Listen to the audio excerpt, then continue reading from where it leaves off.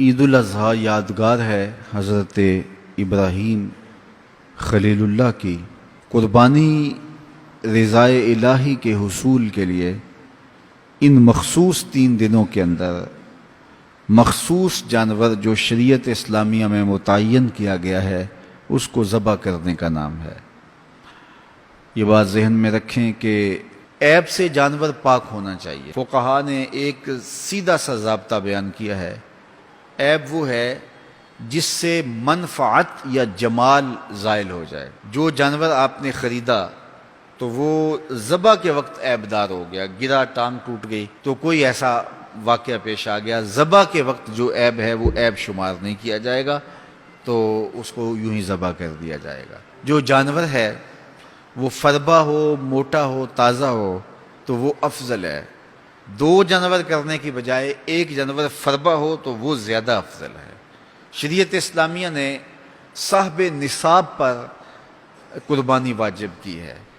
نصاب وہ ہے جو ہمارے ہاں زکوٰۃ کا نصاب ہے، یعنی 52 تولے چاندی یا 7.5 تولے سونا، یا اس کی قیمت۔ زکوٰۃ کے نصاب میں قمری سال گزرنا شرط ہے، لیکن یہ جو قربانی اور صدقہ فطر ہے اس میں سال گزرنا شرط نہیں ہوتا۔ ان عید کے 3 دنوں کے اندر ایک لمحے کے لیے بھی کوئی مالک نصاب ہو گیا تو اس کے اوپر جو ہے وہ قربانی واجب ہوگی۔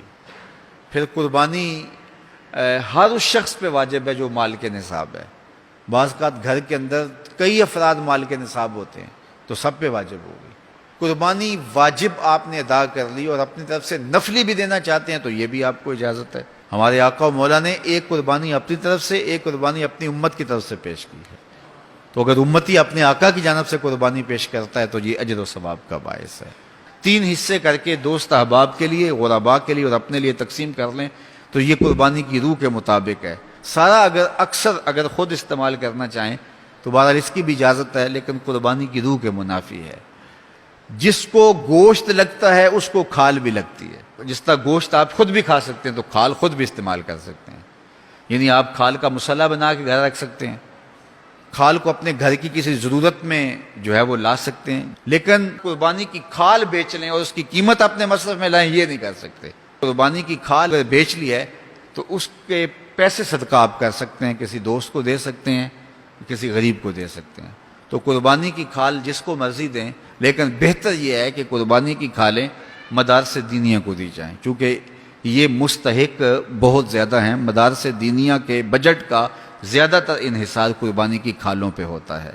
کسی زمانے میں مدارس دینیہ کے لیے، مساجد کے لیے اور خانقاہوں کے لیے امراء، رؤساء اور حکام جاگیریں مقرر کرتے تھے اور ان کا نظم و نسق چلتا تھا۔ ہمارے دیہاتوں میں آج بھی مسجدوں کے نام پہ 8-8، 5-5، 6-6 جو ہے وہ ایکڑ نام ہوتے ہیں اور مسجد کی ضروریات اس کے محاصل سے پوری ہوتی ہیں، لیکن اب تو مدارس دینیہ کا انحصار رہ ہی قربانی کی کھالوں، زکوٰۃ فنڈ اور لوگوں کے تعاون اور مخیر حضرات کی کوشش سے رہ گیا ہے۔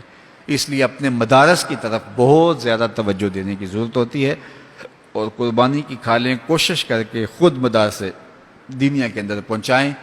اور آپ کے سامنے جامعۃ المصطفیٰ ایک ایسی درسگاہ علمی ہے کہ جس کے فیضان سے ایک زمانہ متمتع ہو رہا ہے اور یہاں سے نکل کر اطراف و اکناف عالم کے اندر جو ہیں وہ لوگ پھیل رہے ہیں اور فائدہ پہنچ رہا ہے۔ اللہ کا شکر ہے یہاں سے جانے والے پیغام کو مسلم بھی قبول کر رہے ہیں اور غیر مسلم بھی قبول کر رہے ہیں، تو یہ اللہ کا فضل ہے، اس پر ہمیں شکر ادا کرنا چاہیے۔ اور کتنے مسلمانوں کی اصلاح ہوئی ہے اور کتنے لوگ فائدے میں گئے ہیں، تو یہ ایک اللہ تعالیٰ کا بڑا فضل ہے اور اللہ تعالیٰ کا بڑا ہی کرم ہے کہ کتنے لوگوں کو یہاں سے فائدہ ہو رہا ہے۔ اور ظاہر ہے ہم ساری زندگی تو نہیں بیٹھ رہیں گے، ایک وقت عمر کا، زندگی کا ہم نے پورا کرنا ہے، اس کے بعد ہم نے چلے جانا ہے، تو ہماری جگہ اوروں نے آنا ہے۔ تو یہ دارالعلوم اگر زیادہ سے زیادہ لوگ پیدا کرے گا تو زیادہ لوگوں کو فائدہ پہنچ سکتا ہے۔ تو اس لیے نہ صرف قربانی کی کھالیں بلکہ اس ادارے کے ساتھ آپ کا ہر طرح کا تعاون درکار ہے۔ سب سے بڑا تعاون آپ کا اس ادارے کے ساتھ محبت کا تعاون درکار ہے۔ آپ اس مرکز سے اپنی عقیدت کا رشتہ، اپنی محبت کا رشتہ جو ہے وہ وابستہ کریں. جس طرح عشق کیا جاتا ہے، پیار کیا جاتا ہے، اس مرکز سے آپ پیار کریں، اس مرکز سے آپ محبت کریں.